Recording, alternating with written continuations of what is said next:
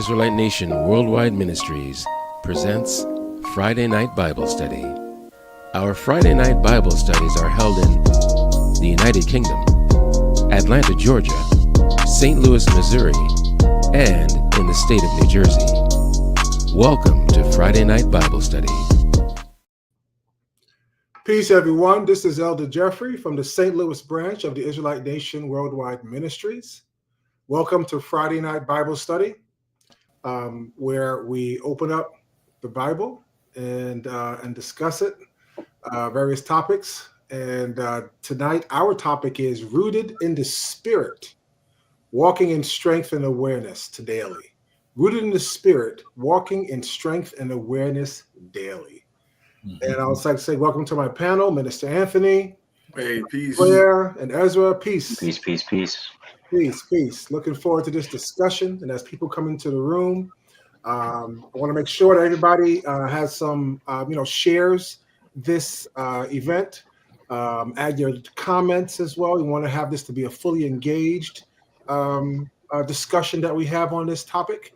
And, donate sevens, fully. Let's fully engage in this because I think it's a real important topic. And I'm going to say it again. Rooted in the Spirit, walking in strength and awareness daily. I need this discussion. I'm glad that I'm here.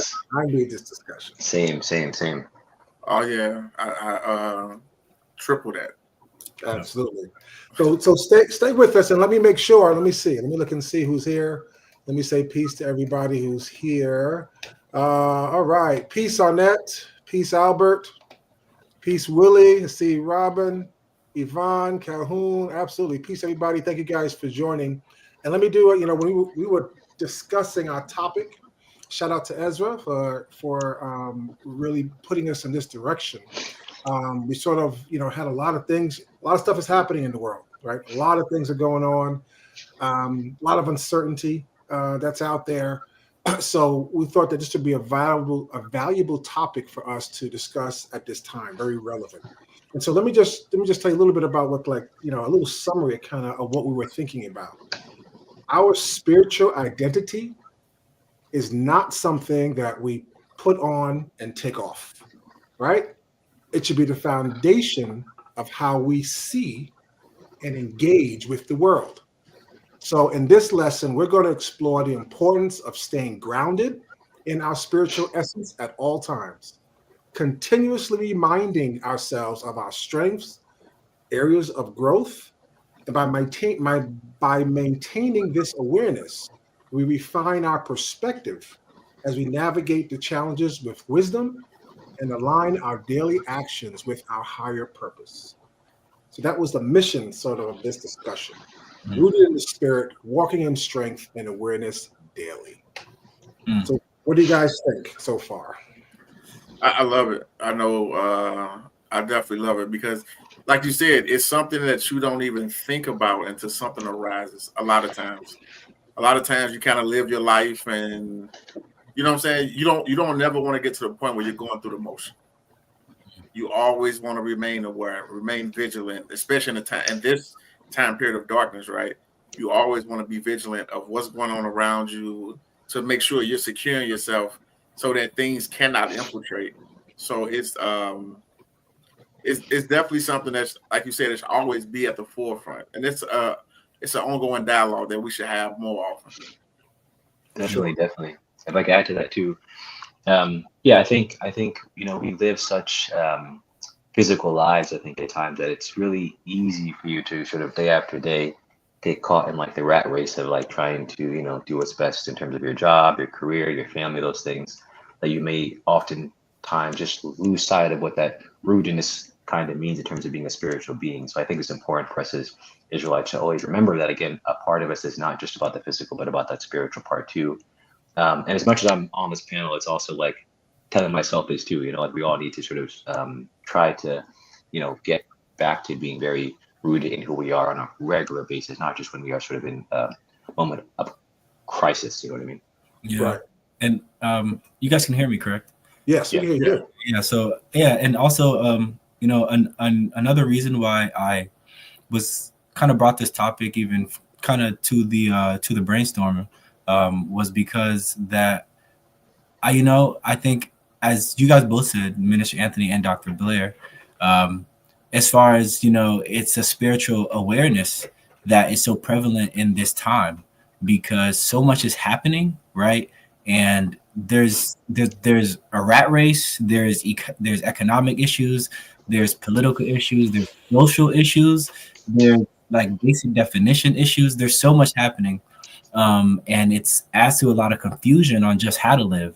So if you take all that just at the level of just physicality, it's like you can miss that this spirit of confusion is not by chance. You can miss these things and miss the moment of a calling for you to kind of step out of this. I think it kind of serves as a way for us it serves as a kind of a bridge to, or even an opportunity maybe to kind of step out of the physical world, because you see how the way of that thinking, like where it's leading, and to understand that, us as spiritual beings is like, this environment is not catered for us to thrive. We came here on slave ships. So the environment is not catered for us. It wasn't catered for our ancestors. It wasn't catered for our grandparents. It wasn't, and it's not catered for us.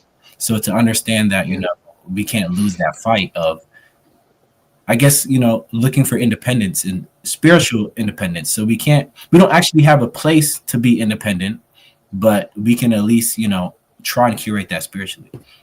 Or if I can add to that too, just to say really quickly in terms of that point of like not being catered to us, I think so much so that even the opposite, right? It's been catered to like for our destruction. You know what I mean? I think kind of what you're saying too, that if we are so focused on sort of like the physical problems, we often try to find like physical answers. You know what I mean? And I think it pulls us away from being able to look at any issue or problem we have in our society, whether it be financial or health-wise, whatever that it may be, that there may be some type of spiritual solution to that as well. Mm-hmm. Yeah, I love that. The environment is not catered to us. Like, that's such a powerful quote, because a lot of times we often lose sight of that. Even the moment. I know for myself and Elder Jeffrey can speak to this. Even a moment where our eyes are open and we understand like who we are, you still in between worlds of trying to balance how to maneuver, how to do certain things, that oftentimes you forget everything that's around us is manufactured to pull us away. Mm-hmm. And it's something that we don't think about. The music we listen to, the clothes that we wear, the even the perfume or cologne that we may use, right? All these things are created and catered in a manner that's not for us to succeed. Mm-hmm. And it's really, and I really love that point, Ezra. That was spot on. Mm-hmm. Yeah. And I think too, sorry, go ahead. No, I was going to say, and for sure, it's we could create a list to say those things, like you said, the music, this, that, the other, but it's the whole viewpoint of the world. The viewpoint of the world. And like, what am I spending my time on? What does my body actually crave? What are these things I think are cool, or whatever the term is? We're like in a cesspool. And so it's like, how do you clean yourself when you're in a cesspool? You're constantly consuming these things through all your various, what you hear, what you're feeling, what you're tasting, all these things. We're in this environment, and so it's it's difficult then to kind of like keep your mind pure, or to keep your mind and your focus and your actions on the right track, because sometimes you're not even sure what is the right track. It's and so it's important that the answer is not going to be a physical answer, as you had mentioned earlier, right? It's a spiritual answer. But then the question, well, how do you do that? Like, how do you because of the land that we're in, and we have to make a way for ourselves, and you have to provide for your family, and you got to engage. It's not like we're going to go somewhere and get a piece of land and just cut everything off. We're still engaging. How do we engage and do what we got to do without it, affecting us, our spirituality, or diminishing it? You know what I mean? So I think it's a challenge, and it's something I don't think you just you don't just do it, right? I think it's something you have to be intentional about, and talk with each other to kind of discuss and understand what are the best practices and how, how do you do it? How do we do it? How do I do it? That type of thing, to make sure that, we're not diminishing ourselves. Yeah, I think if I could, or held hostage, to society in the sense of what they think is important, and we have the 24-hour news cycle that just, regurgitates over and over again. Now it got me thinking like them now, feeling the, all these various things like, well, is that really true? Is that true? Just because they repeat it 100 times don't mean it's true, or that. How should I view it? As an Israelite, all these things. So it's I don't know. I think it's in time to, a good time to talk about it, as a couple of people have said. No, I was just going to say really quickly, is that, I think, and this conversation is so good because it reminds me of, like, when people ask, how do I be healthy, right? Like, how do I have, like, how do I evoke a healthy lifestyle? And, there's often not a quick fix for that. It's about your intention every single day. Every decision you make of what you're going to eat, every decision you make to use the stairs or the elevator, like, all those small things add up over time to be, okay, you living a healthy life. And to me, spirituality and, like, being rooted in it is kind of like that. It's like those small things you do every single day, and how you view the world every single day are those things that allow you to really be rooted. And it's sort of that moment of allowing yourself to slip that can sort of, put you into a spot that can be pretty dangerous. But again, that intention every single day, I think, is what's really needed for sure. Yes. Can we jump to? Oh, sorry. Go ahead, Ezra. I was gonna say I love that point, but we can definitely jump into the next one. Yeah, let's jump to the first slide. After that one. Real talk. All right. So, have you ever felt anxious, weak, or fearful? Yes? No? Yes. Yeah. Okay. All right. Go ahead. Yeah. Hey, you know what? I'm about to video froze for a second. Okay. All right. Yeah. All right. Good. Yeah. Okay. Good. Have you ever felt confused or unsure? Oh yeah. Of course. Okay. All right. That's a human experience. Have you ever felt disconnected? Oh, Of course. Yeah. Have you ever asked the question, how do I become more spiritual? Yeah. Every day. Yeah. People in the chat too, respond to these and think about this a little bit. This is kind of a part of what we're talking about, right? And how much does, like, okay, so in a lot of ways we're in this environment, right? We were born into this environment. We're not going anywhere anytime soon, right? And all these various things. So the messages that this environment is going to be feeding us is not going to change, right? It's going to get probably worse, right? Now it's, it used to be, when I was growing up, it was like 5 channels on TV and the radio, right? Station. Now it's 24/7, right? So the messaging that's coming in is just, it's going to be bombarded.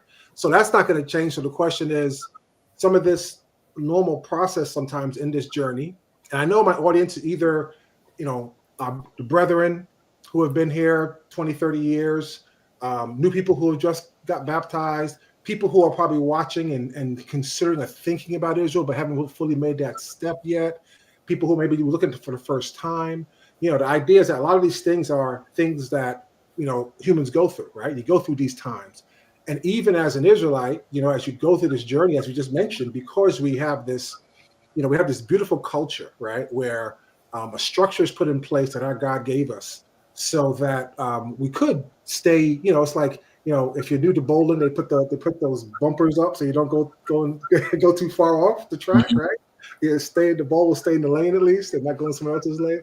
And so we have that structure, right? We have our Sabbaths, we have our new moon, we have our holy days, we got New Year's and Passover. We have all these various things to kind of like, this is a structure of your time.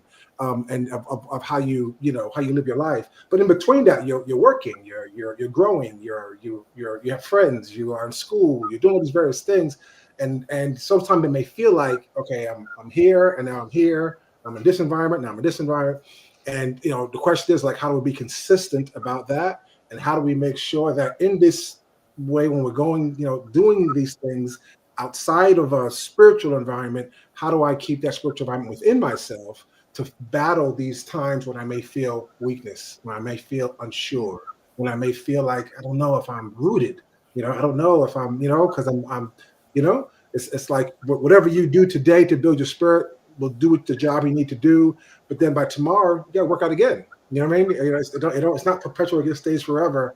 So I guess before we talk about like how do we fix that, just maybe to put some meat onto it. What does that feel like when you're in those states that we just mentioned on the prior slide? What does that feel like? I mean, I know for me it's and I have to fight myself, right? Because my go-to trigger is like isolation. Like that's always been my go-to trigger, is just isolate, shut the world off, right? Which is one of the worst things possible to do. But you feel like it's just chaos. You just feel chaotic. Everything around you is just chaotic. And where is that peace you're searching for, you're looking for, and it's really a sense of just restlessness. And you don't know how to. I say you don't know how to conquer it, but in that moment, it almost feels like an out of body experience sometimes. Yeah. Like you're visualizing your life, your world, and you're like, man, how did this happen? Like where did this go left or right at? And it can really be a scary moment. Yeah. It can be. I think sometimes I think we were talking about physical problems, physical solutions, spiritual problems, spiritual solutions. I think one of you guys mentioned it. I think that's also something that comes to mind in those moments, because you're always thinking, I'm like, okay, did I slip in something I did, or did I slip in something spiritual that I did? Like it requires that analysis, that dual analysis, and that's kind of the burden that knowledge gives you, right? So out there, they slip. Most people are going to judge themselves on the merit of, oh, I forgot to, oh, I should have, or all these things. But I think as Israelites, we almost have this dual battle, because we're battling like making sure that the physical things that require you to keep things up, like being on time and saying things out loud that you want to express, like all these things that are just like actions. But then so you're dealing with that, but then you're also dealing with like, wait, maybe this didn't work out because like I'm not thinking the correct way, or maybe this didn't work out because the God originally doesn't want me to have this, or is he trying to tell me something or teach me something, and that's like a whole different level of the analysis that we go through. So I think No, it's agreed. Yeah. I think it reminds me of that double consciousness we talk about with like W.E.B. Du Bois, and we should invent the term for Israelites, like a triple consciousness, because there's I think there's like the analogy where, let's say you don't get a job and you're kind of wondering, well, did I not get it because they don't like Black people, or because I don't I wasn't qualified? And that third level is, did I not get it because I somehow did something spiritually that compromised the success of that thing? You know what I mean? And I think that is constantly, I think, at least personally on my mind. But then too, I think it's just about like, we're in a panel of men. And so I think there's also like an added layer of like feeling a sense of responsibility to like, make right decisions as it pertains to you, your family, your loved ones, and those who you want to love and protect. And so I think that added level of like this anxiety of like, is every move that I'm making correct? Is every move that I'm making, being done with, some amount of spiritual wisdom too as well? And I think we don't live in a time where the God of Israel is going to come down and say, hey, great today, you did a great job today, that was a great game, gonna go out there again tomorrow. Like it's not really like that. So every day you're kind of relying on like the sort of reception you get from really the rest of the world, right? Was I successful today? Did I get a sort of good feedback from the world today? And I guess from your brethren as well, to kind of reiterate whether you were in line with what you had like set out to do, if that makes sense. Like there's a desire for that sort of reception, like, hey, today you did good spiritually and physically, and this other way too as well. You know what I mean? Yeah. That actually brings me to a point, because that's another piece where it can get really scary, because you can be successful physically and unsuccessful spiritually. Mm-hmm. It's so possible. So sometimes those pulls or those triggers, it won't catch you because you may be looking for the wrong things to support your decisions, you know? Right. Can I ask a question though? Can I ask a question? Yeah. Do you think the opposite can be true? Like, do you think you can be unsuccessful physically and be successful spiritually? Do you think that's I think that it gets more complex there. Yeah. Definitely, like, Because you got to dig deeper there. You got to dig deeper because now you got to like define success. That's the question. But I guess why? Yeah, yes, true. But I guess why I asked it because again, it goes back to like you're saying, it's sort of like that measurement, right? It's like what is the receptive thing that I'm, or the feedback that I'm getting to like measure my success or to measure my ability to have had a great day, a great week, a great month, a great year. And if that is financial, if that is the happiness of those around you, if that is sort of just how I feel inside, like, you know what I mean? Like, depending upon what that is, I think that sort of will determine how you're gonna lean. Because I think that perception is very important. Yeah, I think it could be so many things because I think it's so narrowed down to that individual and their journey. You know, like I asked our elder, like, when we pray, should we be praying for very specific things, or should we be praying like, just guide me, you know, and keep it real general? And I remember his response was, you don't pray for what you want, but you pray for you pray for your needs, you know? And I think that's one thing that is interesting because we all want things. We're human. So it's not like you can't throw in your wants, right? Even if you read the scriptures, we see so many stories where people, they want this thing. David wanted this thing. Solomon wanted this, you know? But that's not the basis of their spirituality. It's not based off the things they want. The basis is, I have your needs met as you being my God, and that exchange has a necessity. You need me, I will be in your family, and I need you, you will be my God. So you start there, and then I think the wants can build per the relationship, you know? I guess. Sorry. This is good. This is going exactly, I think, where we need to go. So I think this is good because I think what's the measure, right? And I think that's a part of it, right? Rooted in spirituality, you know. I mean, it sounds great, but what does that really mean, right? And I think it ties to our lesson St. Louis did last time, the series did last time. There's a section there where we had, this comes from Elder Shadrach from his book, The Truth Lie in the Bible, where it speaks about a person. We as individuals have three parts to us, right? Body, soul, and spirit, right? And we had a table, and it showed how each part, you know, it sort of defined each part of it, and then showed how each part could be attacked if it's not strengthened properly.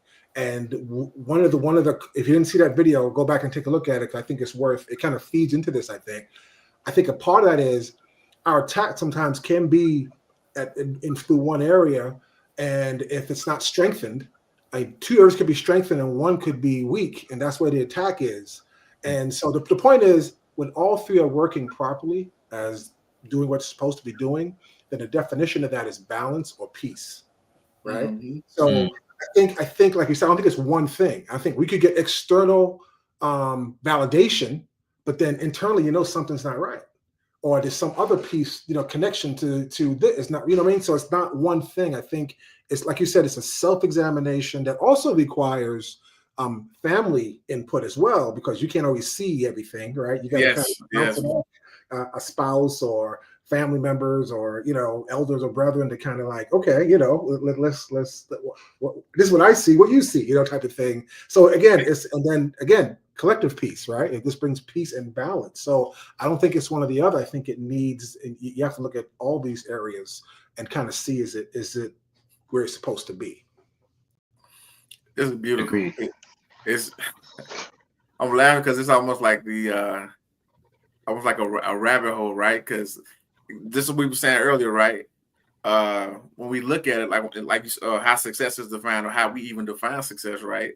Like you said, we're living in a cesspool.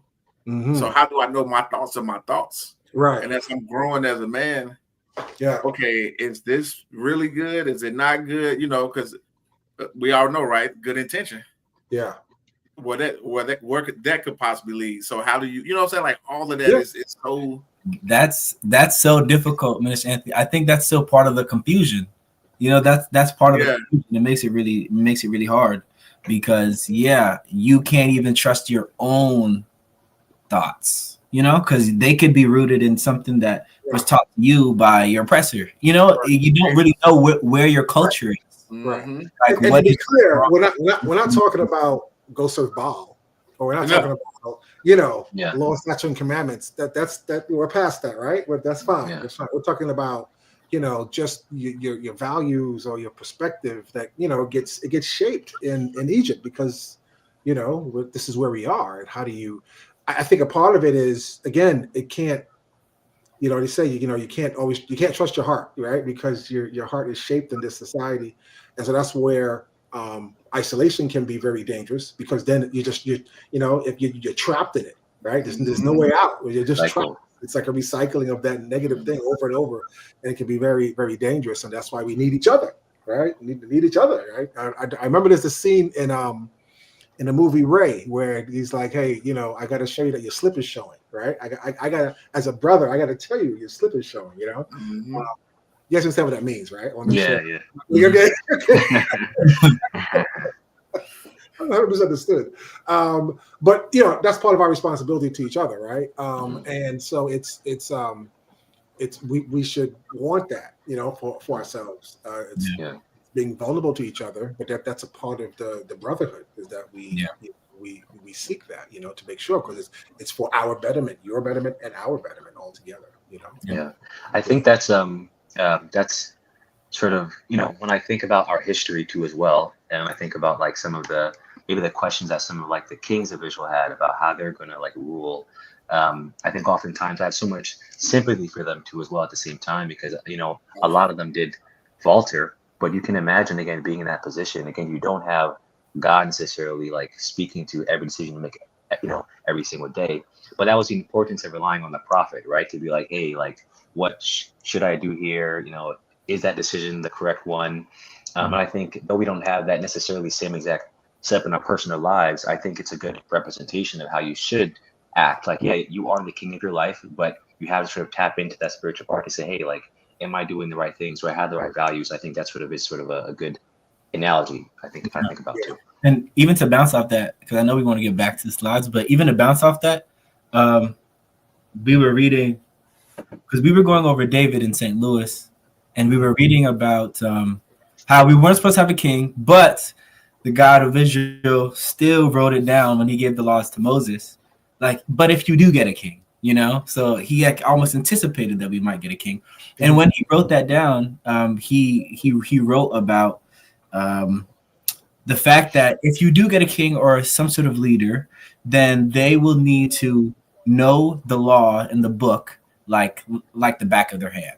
And they would need to constantly read it and constantly write it down. You do bad in school, they tell you that I will not do that. You write it, 20 times on the board. So they would need to do that as a daily exercise with the laws. And so that makes you really think about what it means to have the laws of God in your heart. Not saying that that's what you need to do every day, but at the same time, it gives you a precedence as to a ways to help yourself, Yes. And to how important the God of Israel knew, hey, look, this world is tricky, and this world is exactly to get you. Exactly. And that's sort of like the the help, the sort of like the rails to kind of help you as a king. Like, you have a lot of power to steer these people in all kinds of directions. Yeah. Please do this to help you. You know what I mean? So that's required. Yeah, required. Exactly. All right, let's go to the slide. This is let's go to the next slide, please. All right. So I don't know, Minister Anthony, I think this is your Oh yeah. your Because this was so, just to kind of set the stage, this was the time when Israel was dwelling in caves because we disobeyed the God of Israel. Everybody's familiar with the sign, the verbiage, and they did evil in the sight of the Lord. And so he brought in, this nation or that nation. But unfortunately, this is one of those times where we did evil in the sight of the God of Israel. So he brings in the Midianites, not just the Midianites, but different people from the east. A bunch of different people congregated and took the city over. And so Gideon, being one of those citizens, is, just living his life, doing the best they can under the condition that they're in. And so an angel of the Lord comes to him, and here's where the discussion kind of picks up. And like you guys know, when you get time on your own, please read the entire chapter, because this story is very, very good. Absolutely. So picks up. We're gonna pick it up at verse 13. And Gideon said unto him, this is Gideon speaking to the angel of the Lord. Gideon said unto him, O my Lord, if the Lord be with us, why then is all this befallen us? And where be all his miracles which our fathers told us of, saying, did not the Lord bring us up from Egypt? But now the Lord hath forsaken us and delivered us unto the hands of the Midianites. So pause it. Yeah, exactly. I'm just saying. Because I always love his words, because and it shows, right? It shows the human emotion of this, right? Yeah, for sure. This is, and an angel of the Lord come, you're going to voice their frustration. Yeah. Like, we're living in caves. Like, what do you mean? Like, this is the God that brought us out of Egypt. This is the one we brag about. Yeah. And I relate to that. Again, I sympathize with our forefathers a lot. Although I know that they are in fault, I sympathize with that emotion, because, I often think about even our enslavement here, and I'm like, the amount of atrocities that we've had to sort of deal with, the amount of oppression we've had to deal with, the rape and torture and all those things. And still to this day, there's still like the repercussions of that and what it did to us as a people. I think it's I don't blame people for saying, like, how could he let that happen to me and to us? It's a very real feeling to have. How can I have God, in my life? That's the thing. I mean, we got a donation. Sorry to cut you off. We got a donation. Oh yeah, for sure. Please. Well, thank you. Thank you so much. Thank you so much. Absolutely. Yeah. But I just want to say, just like, again, like, I can understand that emotion. And I think when you're in that position, again, especially for us in sort of modern day Israelites, looking at our people and even experiencing stresses in our own lives, it's easy to say, man, like where are you? I'm supposed to be this Israelite, supposed to be like this great, or come from this great lineage, but I still deal with stresses. I still deal with the aches and the pains and those things. I haven't seen like your miracles, like how they talk about in the past. And so like that, again, I just really sympathize with when our forefathers and even our modern day Jacobites had that same kind of sentiment. I just want to add real quick. I'm sorry, Evan. Yeah. Especially when I'm thinking to myself, I'm serving the God exactly. of Israel the right way. Exactly. Yeah. I know who I am now. Right. Exactly. So in response to that, I think two things, right? One, I think patience. It's it's a whole different timing, right? Our lifetime to him is like a blip. He probably blinked. You're like, oh, my bad, So I think patience is one thing, and just knowing that if he at you directly, he has his host watching you as well. Yeah. But imagine you are an Israelite in 1764. Okay. but he knows that. But he wouldn't have tortured. He wouldn't have done that. That's torturous. I don't know. I mean, again, Dr. Blair. No, but think about people like Nat Turner, right? Who, who knows how much he knew. That's true. He burned his, it's just that level of torture. And I think, again, it goes back to how much we hurt our God that he would allow us to go through those things. Yeah. But at the same time, I can't disagree with that. Yeah. And it's not that I'm saying that it's sort of like that it's not justified because of the promise that we made. But I always go back to Abraham to say, like, I tell people this too. I'm like, hey, that's the burden of being me. Like, that's, or the burden plus the blessing plus the curse. It's like, I am, tied to that promise that was made. And, I benefit from it, but it also is sort of like the reasoning for the things that I go through too as well. But again, kind of going back to what we were speaking about from before, the context of that too as well, being an Israelite, praying to your God in this modern day and still experiencing a lot of what could be perceived as like negative things, I think is a hard thing to juggle and a hard thing to really come to terms with. Because I think, again, what's the feedback that you're getting to say, am I doing the right thing? You know what I mean? So yeah, Spiritually. I think just to add to that, I think like you're right, you know, because it's real. It's not a fairy tale, you know, like there are very real things on the line, like your life as a human, like pain, suffering, crying, anger, like all these things are very real. So when you talk about the God of Israel, if you believe the God of Israel is real and as real as if I were to punch you in the face, that's how real it is, you know? So it's like understanding that, yeah, it's not about, and the guy came down and everything and it was all good.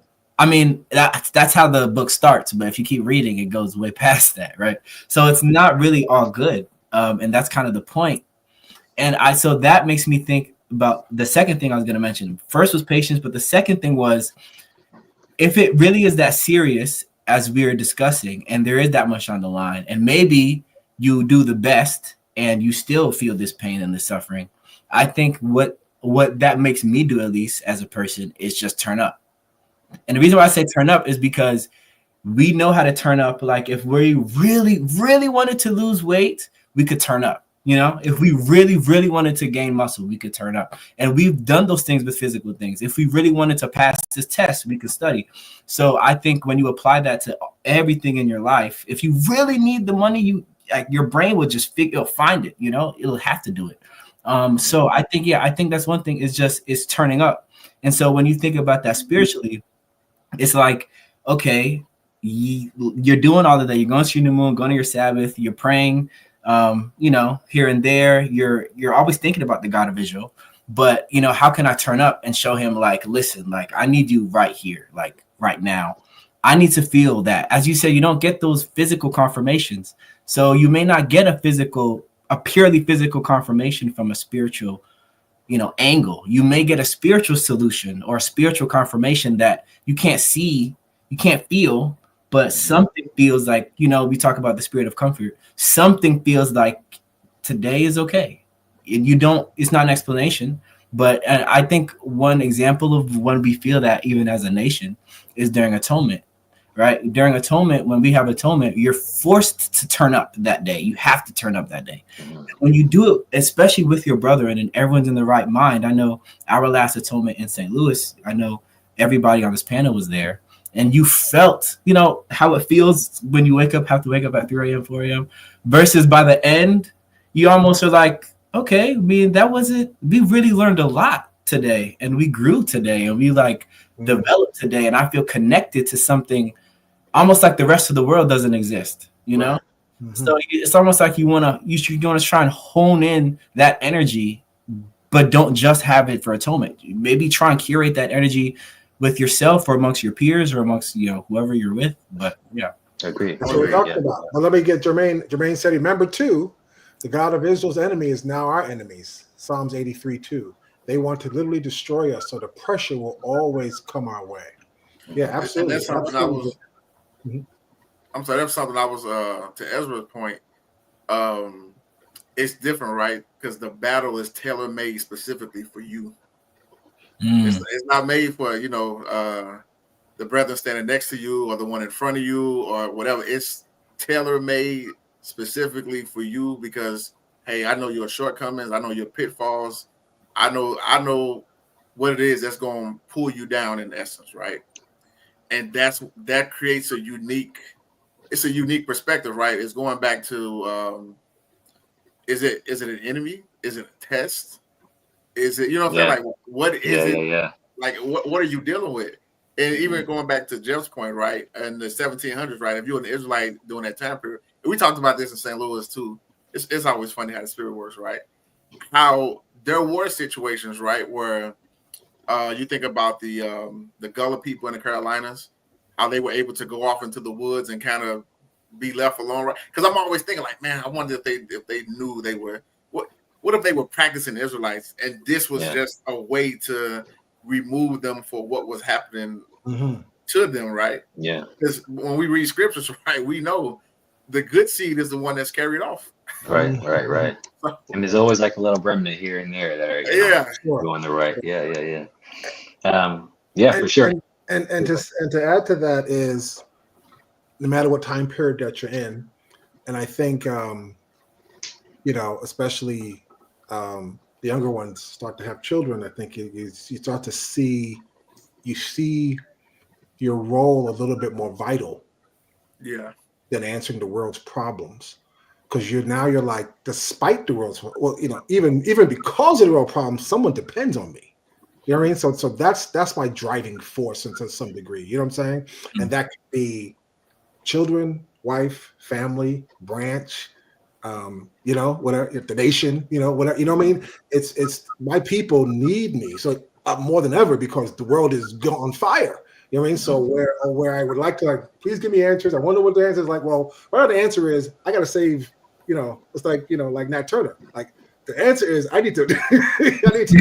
Yeah. Now. It's so a part of is it a test? Is something wrong? Is it oppression? Is it whatever it is? Sometimes the answer is the same. It doesn't matter. I have to do what needs to be done because not just for me. People are depending on me. And I think as a parent, as an elder, it helps you see a perspective a little bit bigger than yourself. Because a lot of what we're talking about to some degree is it's kind of vanity, because it's about me, right? Sure. Your value really, and there's not trying to just sound flowery, is understanding how big my family really is. And the work I do, what little bit it is, maybe a little bit, maybe it's just to get us from here to here, whatever it is. I'm a part of this trajectory, of children, of my children, and my children's children. I don't mean necessarily from blood. I mean even from the nation. So whatever the nation is defined at this period in time in 2025, I want to make sure I help at least maintain it, or whatever I got to do, so that by 2050 they can at least take my little crumbs and maybe make a bread. You know what I'm saying? I'm whatever I have been given and task in my hand, I got to at least do what I got to do to the best of my ability. It goes back to the talent, right? Remember, if I got one talent or 10 talents, whatever it is, whatever I've been given, I'm going to try to utilize it to the best of my ability to the benefit of the nation and myself, which ends up being directly related or defining even my purpose of why I'm here in the first place. Absolutely.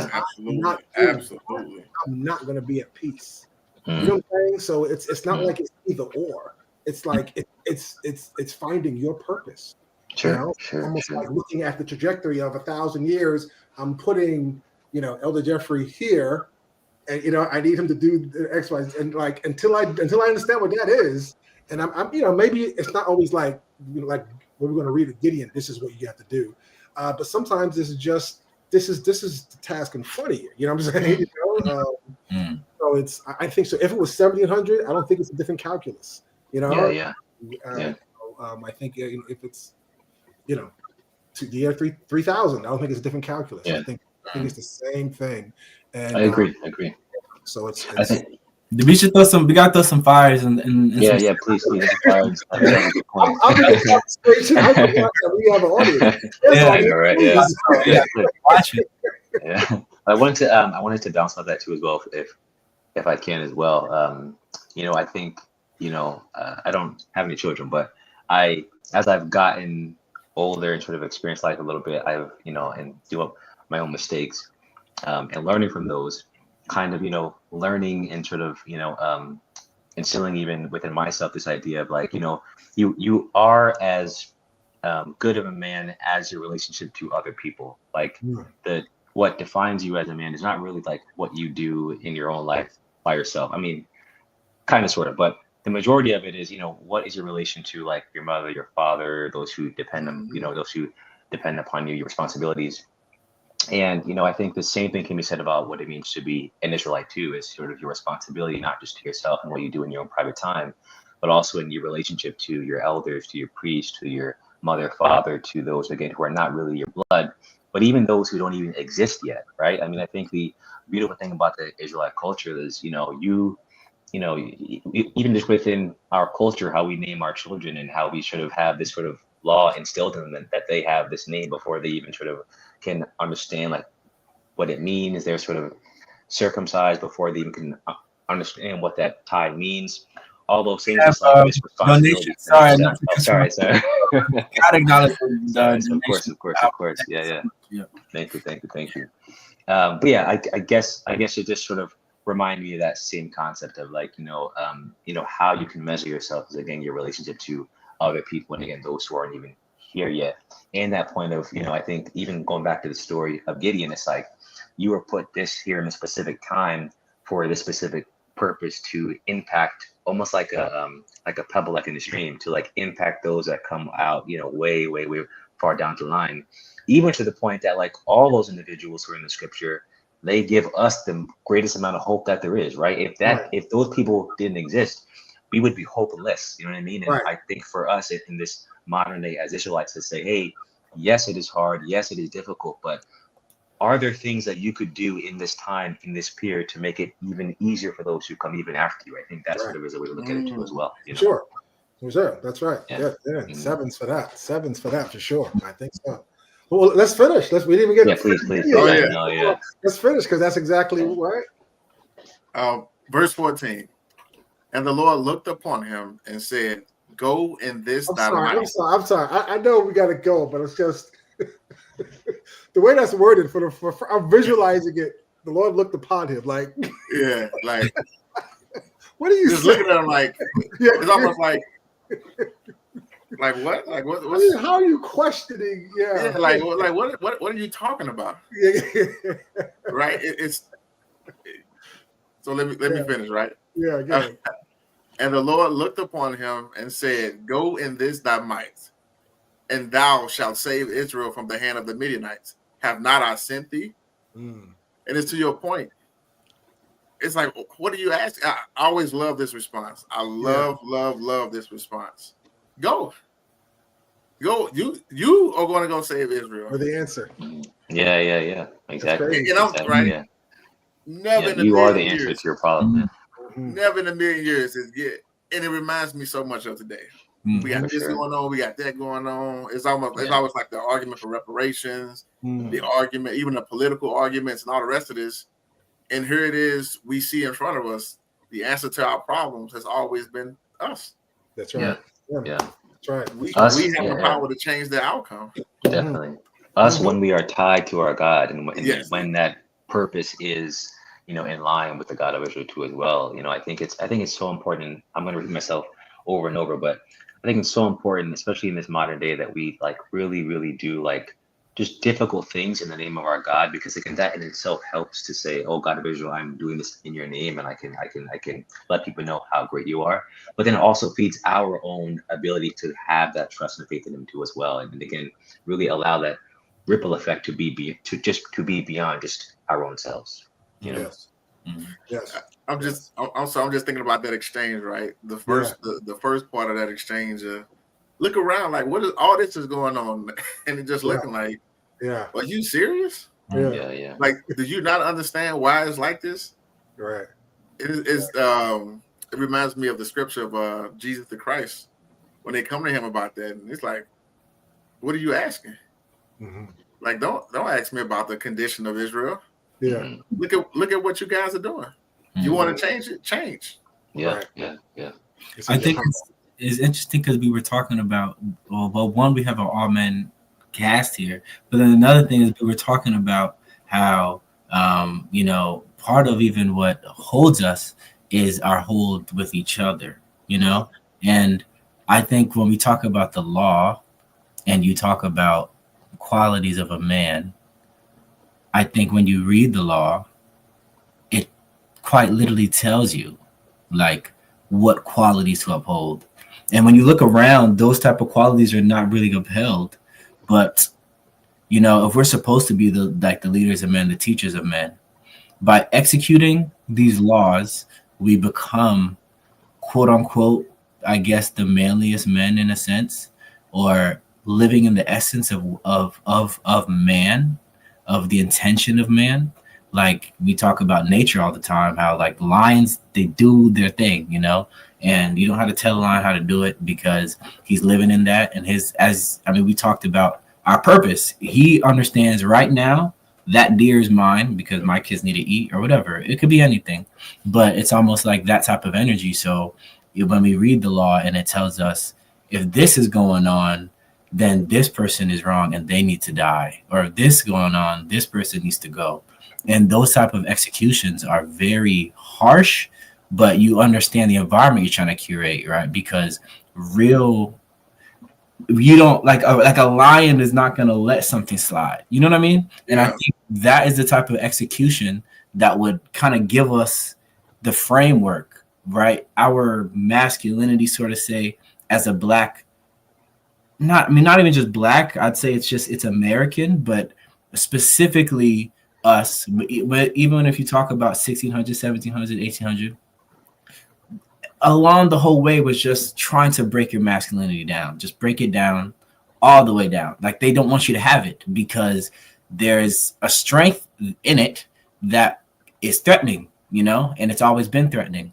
So if we can break that part out, then it's going to be easier for us to overtake you and you have to follow us, you know? And so I think part of, even if we talk about that whole debate is masculinity and stuff, and we talk about wanting to be the best versions of ourselves and being rooted in the spirit, I think part of it is like, as a man, like these laws are designed to enforce the law, you know? These laws are designed to give you a grit. It's a natural grit because if now when you see what's wrong and then you look at our community and you know how these things happen, it's like it can make you very angry. The things that you see or go through, or you see your brother have to go through, or you see your sister have to go through, you know, it should make you angry, you know. So I think that's another piece of being rooted too, is also that aspect of anger, of wanting change and willing to be a man to not just complain about the situation, but I'm willing to have the courage to stand up and say I'm going to do something about it. Yeah. And so absolutely, I think that's why we kind of brought Gideon in here, right? Because it was a part of like understanding, you know, the whole thing of sometimes feeling weak or you know that it's happened before, you know, and how it was Gideon. Three things. One, that's not unnormal, right? Is that the right word? Unnormal? Yeah. One. Two, that, you know, we many times are the answer that we're waiting for. And that three, the God of Israel, you know, has not forgotten us. And even though you may find us in the lowest state. And it's really up to us in making those decisions that we need to move forward, right? I mean, we can read all of Gideon's story to understand that a little bit better. That it wasn't, you know, it wasn't the power of Gideon. The power of Gideon was trusting in the God of Israel and using that trust to be able for him to stand up, to be utilized as a tool of the God of Israel. You know, Amen. Yes, sir. That's what it is. So being an Israelite man is that having the courage to stand up and allow the God of Israel's will to manifest itself in my life. Right. And understanding, because that's the source of my strength and my power. Great point. Some fires inside. That was a great point. Some fires, please. Oh yeah. Knock it down. Absolutely. So let's go to the next slide. All right. Somebody wants to read? I'm going to go slow. This is Psalms 1. I can read. I can do it. My favorite Psalms, maybe a lot of other people's favorite Psalms. But I think this hits it on the head, I think, a bit about kind of what we're talking about. So let's go slow. Let's do the first paragraph. Let's do that first. Who said they're going to go? Yeah, no, sure. You got it, Jeff. Blessed is the man that walketh not in the counsel of the ungodly, nor standeth in the way of the sinners, nor sitteth in the seat of the scornful. Well, let's break that down. What's that first? Does not walk in the counsel of the ungodly. What are we talking about? I think it's about. Go ahead.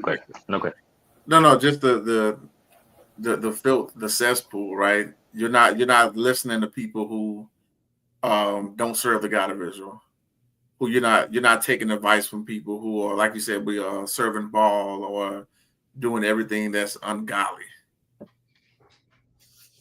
Yeah, and I think the key word there is counsel, right? Yeah. So you know what, the wisdom, right, of the ungodly, Yeah. the best thought that they have, right, their advice, or how to live life, or what's important, or how you should feel, or whatever, those type of things, right? So I think it's covering. It's interesting, contrast this to, like, we're going to read a little bit later about as an Israelite, I think you mentioned a little bit, Ezra, like you're so encompassed by the law, statutes, commandments, and everything that you do that it helps you define and see things through that lens. And here's a situation where it's like walking in their counsel, or standing with them, or sitting in the, and anything that you're doing around these people who are not of the nation, that you're not letting that influence you, right? And how you think, what you do, or how you move. You know what I mean? Mm-hmm. That's kind of what I get from that first paragraph. Yeah, I think the same way how we have our council, right? Mm-hmm. Even within our nation, like the other side has their council. We may not know them, maybe we see some of them, but for them, there's spirituality is happening all the time. So even you saw that commercial and it made you want to do this thing, or you listened to that song and made you want to do this thing. You don't even realize that could be the definition of some sort of advice you're getting from someone who is just not there to help you. Counsel of the ungodly. Right. They don't serve your God. So could you really trust? Right. It may be their best, as you said, it may be their best thought, but it doesn't mean it's for you. Yeah. And and so this, to me, I'm pausing here a second. I know it may be obvious, but I'm contrasting this with Gideon's story, right? So with Gideon's story, he understands who he is from his birth, right? So when the angel comes to him to let him know, hey, God is going to come and save you guys, that he doesn't have to be explained, who Moses is, or Abraham, Isaac, and Jacob, whatever. He knows that he grew up with the stories. He knows all those various things. He hasn't maybe seen manifestations in his lifetime as of yet, but he's aware. He has the knowledge of that, right? And he's with his people, right? So it's his brethren, his fathers, his brothers, his whatever. Maybe not everybody's doing the right thing per se, but it's still monolithic for the most part, except for these people who are coming to try to oppress us. Contrasting that with today, as we started out this lesson, we have this where we are, every system that we participate in that's a part of our life is counter to us, is the counsel of the ungodly. If we go to work, if you go to school, if we drive our car, if we go to court, if we go, everything. So it makes it so difficult. And it's like to kind of like cipher through that, because think about this. We send our children to the counsel of the ungodly to go to school. And so it's like, well, okay, so if they come and talk to them about, I don't know, H2O or whatever, or anything else like that, should they be accepting that counsel, or should they be understanding how to decipher it? It's a much more challenging thing, I think, than maybe during Definitely. the day of Gideon. I agree. And now if you say, oh, no, trust the teacher, now you're in the habit of trusting individuals.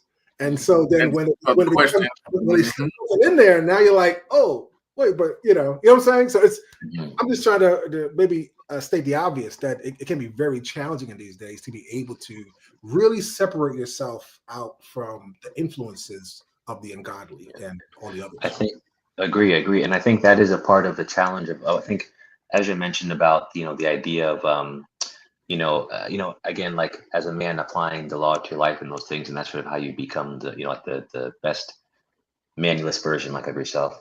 But again, I think Elder Jeffrey, you talk about this all the time in terms of like taking the law and just dropping it into 2025 now is like, it's a hard challenge, right? Because things are not as black and white as it may have been at that time in particular, especially because we're scattered, there's a mix of opinions and thought. It's just a bunch of different things or ways that we live today.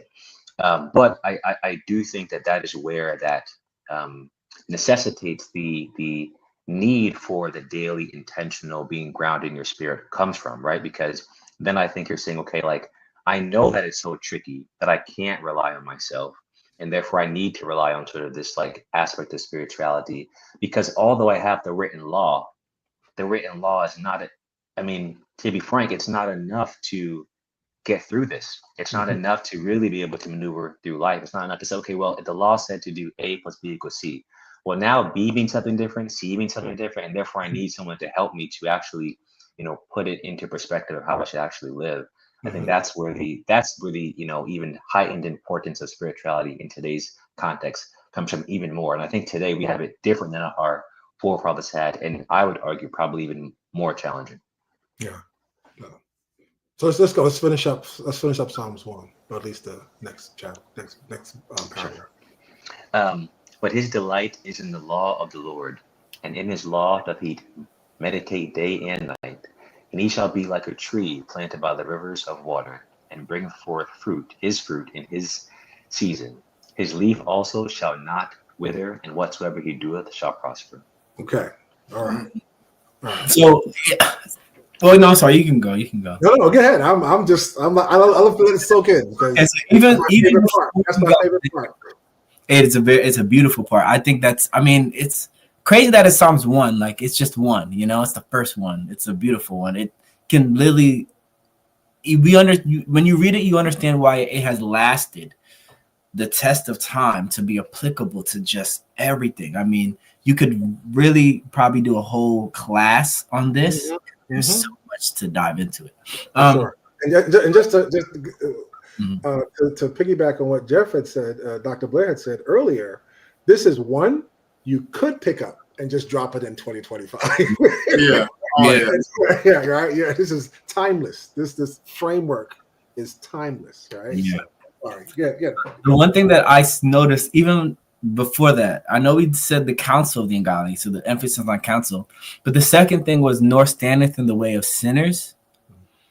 That is also interesting because we always talk about, you are who you surround yourself with. Like you are, it's a phrase, if you're with 5 broke people, you're going to be the 6th. If you're with 5 rich people, you're going to be the 6th. If you're with 5 smart people, you're going to be the 6th. If you're, so the environment that you surround yourself with quite literally creates you, So I think that's another point there is, even just having too much sin in your proximity is going to hurt you. And we see that even with kings and all that stuff, like people who are Israel to the core, yet their environment, pulled them, Yes. And it's like, it's like, hey, I'm not doing none of that, but slip, and over the course of time. So even standing in the way of sinners,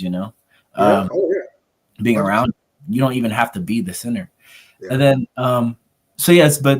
that was the point I wanted to make. Yeah. No, absolutely. Yeah. So I think, like you said, we could really just elaborate just on this the whole time.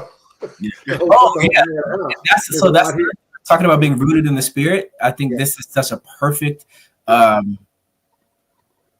psalm to describe like what that means to be rooted. Analogy to what they're Perfect analogy. Yeah. Can I just point out too that the word that I like from that second part is the word delight. That that this blessed man, his delight is in the law of the Lord. It's not just sort of a checklist for him, but his delight is in the law of the Lord, and he do it day and night because he's so delightful to do that. And I think again that very first sentence of that second paragraph too, I think goes in line with what we're talking about here is day and night your delight is in the law. I think that is sort of this solution there, right? like if every day and night you're intentional about being in line with the law, I think that that within itself, I think is a part of what we're talking about. 100%. And so these are the first paragraph is like understanding that this is an environment that you're in, but you remove yourself from that environment as much as possible. And why? Because this is what you're trying to do. You're trying to focus yourself, not memorize the law, but meditate. Right, you're meditating on it, right, and that conjures up the, like I'm not just thou shalt not, but I'm also like, well, what does that mean? Like, why is it important to me? Like, how do I apply it to this situation? How do I look at it through this lens? Like, it's an analysis. Like we started out, how do I know, kind of, where I stand, right? You're going through the analysis of how it applies, like you said, and so that's a big part of it. Bring back the Bible verse, please. Bring it back. Yeah. So, like you said, I love that part. The light. Again, it's not like a drudgery. It's not like I have my life and now I gotta go do the law. You know what I'm saying? Yeah. I got this, now I gotta get that. Right? It's not that. Right? It's that's not peace. Right? We're talking about those three parts of you: your body, soul, and spirit. That's the oneness is that your delight is in it because you understand this is your wisdom. Because you understand, and it may not. Back then it was these and thous, and it may not fully understand on the surface exactly how it applies to today. But if I meditate on it, right? If I wrestle with it, if I work with it, then I'm gonna see. I'm like you said about Ezra being a man and I'm gonna go get whatever it is. Like I'm gonna get this understanding. You know what I'm saying? I'm gonna do what I got to do to make sure I get the understanding of how this applies to my life and to this situation and to my family and to my nation. You know what I mean? This is my quest in life, is to make sure I understand how I'm going to apply the law, statutes, commandments to my life so that I can, that's success, whatever that looks like, that's success, to be able to see how that works. Because I believe and trust in God and what he said. This is your wisdom, and so I just I don't know. There's just a lot. This much there. So that's the first part, and then the other part of that is like the imagery of the tree by the river of waters, right? And again, we could do a whole lesson on this, but the value of a tree is not in and of itself. That's what you mentioned earlier about the value of a man. The value of a tree is what it does to the environment, right? Having a tree there. Did you know that the tree controls a portion of the weather, right? It helps, whether it's cool or the breeze or the wind, it also is oxygen and this whole cycle of breathing, right? For individuals, right? It also holds the soil together, right? Without the trees, it'd just be a desert. It'd be, just nothing holds it together. Nothing could grow, whatever. It also is a home for, animals and for birds and for, it's also its fruit, right? So I'm going down the list of things. This is the value it has to its environment. So the value of a tree is impact it has to the things that are around it that are not trees, So to me, when I see that imagery as far as the definition of an Israelite, like the measure of success, I think we already kind of talked about this. It's not just, in and of yourself, but it's also the impact that it has to its environment that's around. Which I think. Sorry, go ahead. No, that's that. For me, every time I say Psalms 1, think about Psalms 1, it's always that imagery. Like that alone is just like wow. Like it was. So you talk about the blessings, like you said, and we know right from our history the impact that we have on the world, even in our lowliest state. Right. Is 10 times over. Right. Let alone when everything is aligned. Oh my goodness. Yes. So I love the imagery of that. Being by the, like you said, by the river, the impact even with the fish, and even with the nutrients from the roots, and how it all just encompasses that one thing, that one aspect. Even the bringing forth the fruit in the season, right? Yes. And just going back to what we were saying earlier, about the how do we define success, and what is that success? And I think Psalms 1 perfectly illustrates that, right? In this due season, your fruits will be recognized. Right. It will come to pass, right? Right. It's not always when we plant, what's the old saying? The day you plant the seed is not the day that you man, I forget. It's something about that, right? The day I know something the day you plant the seed is not the same day you harvest the crops. It's something along those lines. But it's true. And again, it's that same analogy that we look at and that we see, and we live in it. Like you said, we live in this world where a concept of ungodly, where everything is fast, expectation. Yeah. And we realize like something's wrong there. Yeah. Something's when we think about the growth, even going back to the imagery again, you think about the growth and the shape of a tree and how it starts as a seed. Yeah. Right. And how it gets to that point. Yeah. Like it's beautiful. Yes, that it can have. Not just that it can grow, but it can have that impact. Right? I just had a thought, like, just related to what everybody's saying, is we're so conditioned in this society to always be about what you can gain. Like every thought you have is always about what you can gain. How can you feel good, right? But just like as we were talking about, and as Elder Jeffrey spoke about, as far as even when it comes to responsibility and someone's counting on you, right? The tree making its fruit in his season has really the tree can't even eat its own fruit, like its fruit is completely meant for something or someone else to be able to enjoy and eat. Yeah. And I just thought that was so cool. Yeah, and that's what it was made for, right? That's its purpose, right? Yeah, absolutely. Yeah, that's absolutely. And so that what the impact, right? And so it's so many ways with this, right? Dion, throughout the Bible, men are described as trees. 100%. That's right. Yeah. Spirit, Israelites' lifetime in this chaotic world. And thank you for that, Dion. For true.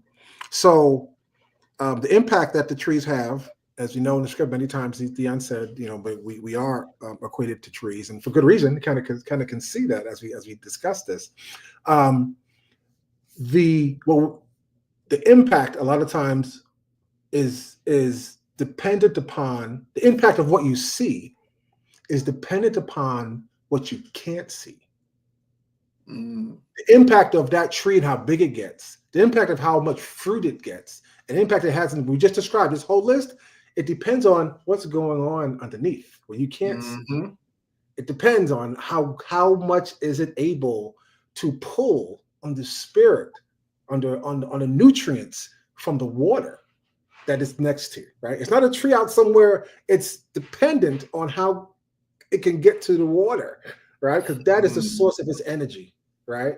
And so as Israelites, that's kind of what we're talking about, right? We're talking about rooted in your spirituality, right? Making sure people are not going to see that, right? No, people are going to understand that, right? Matter of fact, a bird don't need to know that, right? I pick fruit and I see in soup. I don't know all that. I just know the fruit of it.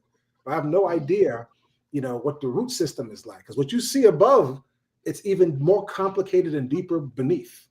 And you know the tenacity of the roots, of having to burn and even go through rock, in order to do what? Yeah. To get to the source, to get to the water. That's where it's going. It's going to get to the water so it can feed itself so that it can now do the job that it needs to do. That's a great point. Hey, mic drop. That's right. You broke down the tree. Yeah. Yeah. Powerful. And so that's what we're talking about, Anybody? I'm letting it marinate. I'm thinking 15 minutes, but we could really end it, because I think that's exactly what it is, And that source is our Father, it's our culture, it's all those things in combination. Definitely. And I think as you were describing it, I was sort of like visualizing like a strong tree with those roots that sort of go deep, and that tree is not easily able to be pushed aside or able to be cut down or any of those things. And I think having those strong roots not only does it affect your ability to produce, but affects your durability. So like through harsh weather, whatever that may happen, you're going to be still there, standing, kind of rooted in who you are, which I think is also very beautiful as well. Yeah. Oh yeah, for sure. Yeah. Donna says from Psalms 1, we need to also understand who the ungodly are and their role in our lives. Definitely. Oh yeah, big time. Definitely. Yeah, that's even what we spoke about as far as understanding what type of relationship you can have with it. Because then nowadays, you're light, your electricity, your water. You know, the ungodly they run the economy, they run the country, they run the physical things that you need to survive. So I think that is what makes conversations like this all the more important, because you can easily mistake that and you may get your physical water from them, but you should not be getting your spiritual water from them. Well, that's the distinction, and that's why maybe Donna, what she's speaking about is like understanding that, so you can really be able to, be able to tell one from the other. Yeah, exactly, and maneuvering wisely. Yeah, absolutely wisely. Right, you got and understand. Right. Yes. Right. When Jesus Christ sent the disciples out, right, be wise as serpent and harmless as doves. Right. It's like that's the job. When David was around, David's job was to have a sword and go and kill Philistines, right? That's not our job. This is our job, right? This is where the work is. This is the workout needs to be for that discerning. Someone had said earlier, spiritual discerning. I think that's the work, and that's what we're really working on. But there's another part to that, because the contrast of those who do rely on the ungodly, what is their fate? Like our fate as Israelites, and being that tree connected to the Spirit, to the big Spirit, to the God of Israel, allows us to fulfill that mandate, our purpose, and have big impact, positive impact in the world. But counter to that, read the last paragraph from Psalms 1. Counter to that, if we go to the next, the same slide. Read that last paragraph. The ungodly are not so, but are like the chaff which the wind driveth away. Therefore the ungodly shall not stand in judgment, nor sinners in the congregation of the righteous. For the Lord knoweth the way of the righteous, but the way of the ungodly shall perish. Yeah. So my visualization of that, the chaff, right, which is the husk, it's like the tumbleweed, right? Whatever wind blows, whatever societies, I go with the society. Wherever that trend is, I'm with that trend. I'm over here. I'm over there. Right? There's no stability, because I'm not. What do you say? If you don't stand for something, right? Then you exactly. You fall for everything. But when you're firmly rooted in your culture and who you are, then winds can blow, winds can go, this can that, whatever. It doesn't matter. I know who I am. I know where I'm at. I know who got me, and I'm not focused on all that. Other than withstanding it, so I can get back to my job. Right. And I think we don't have the job, so we get so caught up in whatever else is happening out there. It's like, well, forget about that. What's your job? Are you doing your job?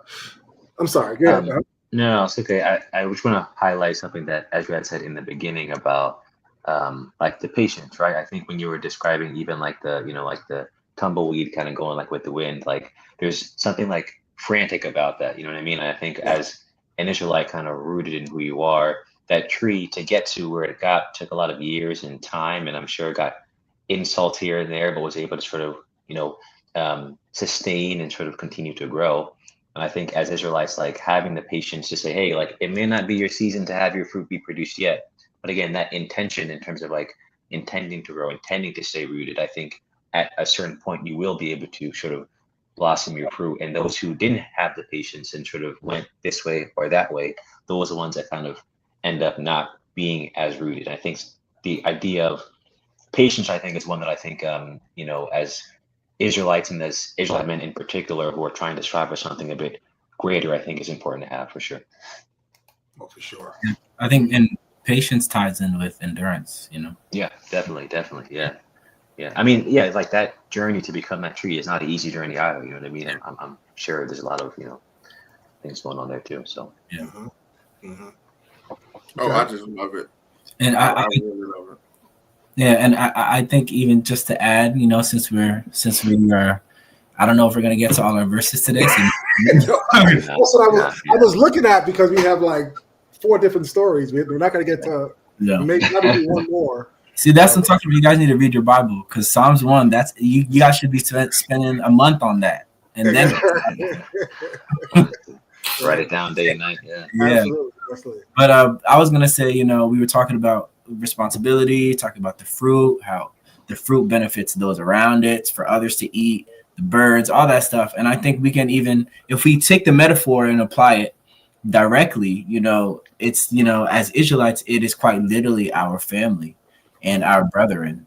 And I think you were also saying this point, Elder Jeffrey, about even how that is the source of even, but what do I got to do right now? The source of that is coming from if you have kids, your children, or if you're in a relationship where you want to take care of them, and how do I best serve them?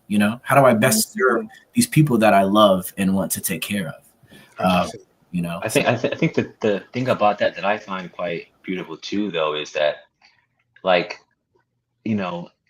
I think we say all the time, the world benefits from us even when we're in our like lowest state, but also that the influence of the tree goes even beyond that, right? It like the world also benefits from us being where we should be and for us doing our thing as well. So I think even when it may seem like you're going against the grain or going against the world, I think at the end of the day, though, your influence on the world is even for the world's benefit too as well, when you are in your rightful place and doing what you should be doing too as well. Very true. We quite literally breathe because of that, Yeah. We literally breathe because of trees. Yeah. Mm-hmm. So even if you hate trees, it's like you can't hate trees. Exactly. You depend upon them. Yeah. Right. For sure. Absolutely. Vital part. Which is, I think, a hard thing for us, and again, in this modern day, to really grasp is the importance of being an Israelite. Right? I think, as Ezra mentioned too, is like we've been sort of demasculinized, dehumanized in so many ways, that to understand that you are so important to the whole scope of how things are playing out. Even in the political field now, we have stuff about different Trump this and Trump that. And I think to understand all this is playing out even for your benefit. You know what I mean? And, I think that too as well is sort of hard for us to really grasp. That's another lesson for a different time. But Thank you, Felicia. Thank you very much. Hey, yes, please. You got to come to St. Louis for that lesson. Donation. That's right. Can we get one? Do you think we can fit one in? One more slide? Maybe, yeah. Maybe one more. I know. I gotta go fast, Peter. One, yeah, it's a fast one. We mentioned it already. Can you go down to like slide 11? Let's see if we can get that one in. Slide 11.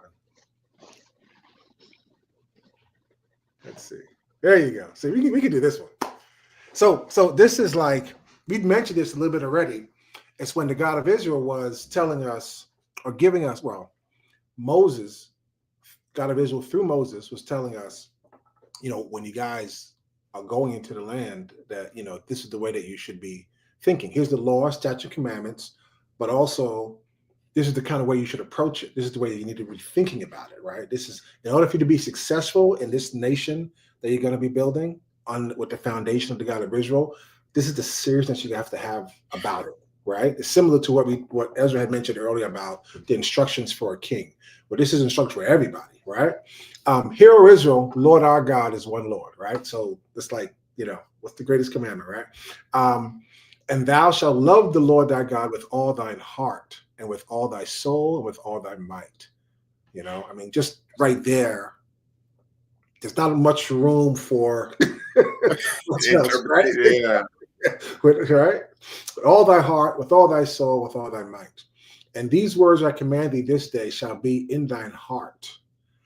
And so I'm going to pause there for a second, because I know sometimes when people speak about the Second Testament and it speaks about having it in your heart and not being external, that's not a new concept, right? From the very beginning, that was the intention, right? This is the instructions, and you're supposed to apply them so that, just like we read in Psalms 1, so that you delight in them and it's not a hardship to you. It's not like an oppression to you that I have to do these things, right? This is the answer. This is the foundation of your wisdom. That's going to be, it's like you said, the oxygen come from the trees, right? This is the DNA of success for you as a nation. So why should you turn up your nose on it, right?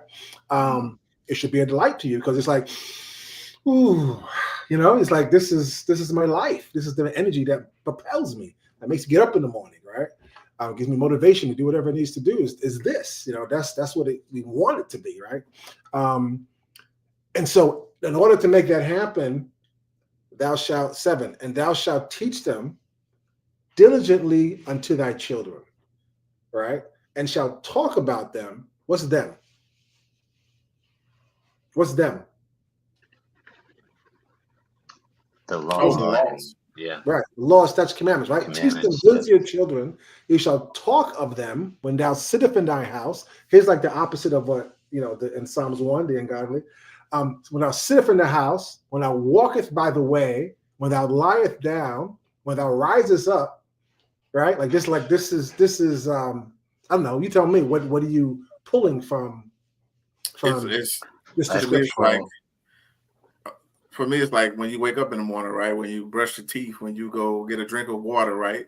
It should be that prevalent that it's not even it's not even something you think about. I mean, you get what I'm saying. It's something you think about, but it's just something you embody every single, like when you're waking up, when you're laying down throughout the day. It's a part of who you are. Yeah. Like when someone meets you, they meet all that you represent. They meet the law within you. Yeah. Right. This is what this represents to me. Like this should be, again, like as forward as your name. Right. Yeah, it should be on the forefront constantly. Yeah, it's about that like intentionality too. Like you're intentionally having this be a representation of who you are, as much as, I'm big into like going to the gym first thing in the morning. That's like the intention that I do. But also intentionally, I am an Israelite. This is the law. This is the things that I know that are important to me too as well. So I think that intention again is is a factor in sort of being sort of rooted in who you are too as well. Yep. And I think with the intention,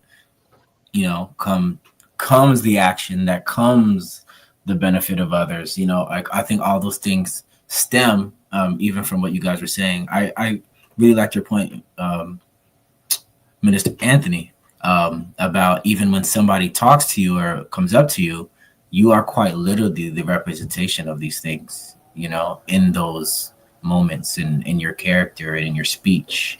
It doesn't matter where you are. If you're at school, you're a representation. If you're at work, you're a representation. If you're at the gym, you're a representation. If you're in an airplane, you're in a representation. If you're in a train, you're a representation.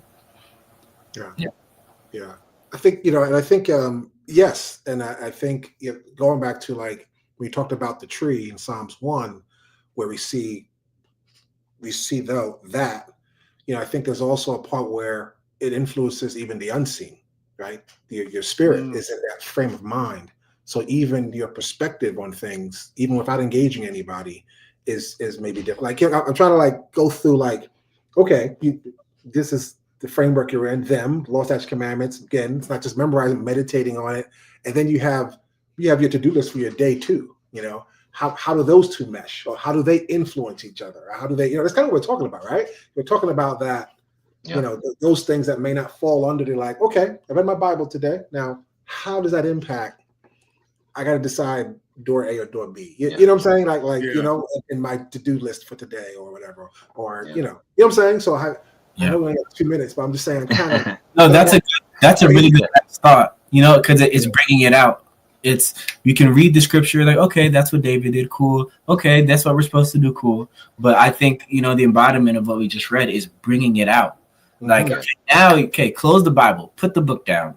Yes. And now you live your life. Live it like that. That's the lens to which you live by. Yeah. Amen. Can you relate? Is it something that you try to do? Is it something that like how do you connect with that thought which you guys just said? I think with every decision that you're trying to maneuver is trying to, have that second thought in mind. Like, is this something that is in line with my God and sort of what I feel is in line with my people and that's going to benefit my people? I think that's every decision of every day, to be honest. Am I in line with whatever that is? Yeah. Amen. I love that, Dr. Blair. I think I know for me, it comes a part of, even as elementary as it probably will sound, right? It's reminding yourself, right? I'm an Israelite and Israelites don't do this, or Israelites don't do that, or Israelites do this, right? It's that constant, just, what I'm saying? Like that pep talk that you have to constantly be in that state to where it's the self checks. It's like you said, I could open a Bible, you might get the answer right 100 times out of 100. But when you don't have that, right, where is it coming from? What is that thought that goes through your mind? So I know for me, it's always that reminder of, Israelites do this, Israelites don't do that. Mm-hmm. Gotcha. Yeah. Okay. So I know we're at the end. We're kind of a little bit over the end. I feel like we're scratching the surface, to be honest. But I hopefully it was a good discussion that we got into. I know it's gonna be a little bit different than maybe what we've done. This was a lot of fun. But really I think fun. It's good. I got my wheels are turning. There's so much more. We can go another hour. There's a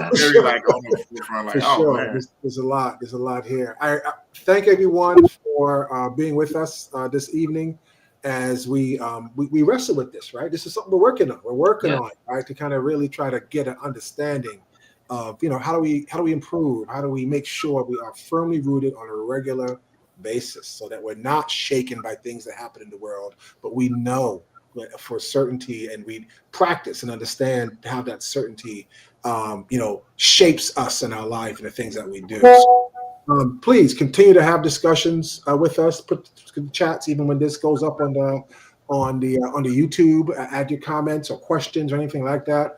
I've heard people ask about a part 2, and I think we definitely have enough slides to do a part 2. So I think we probably will.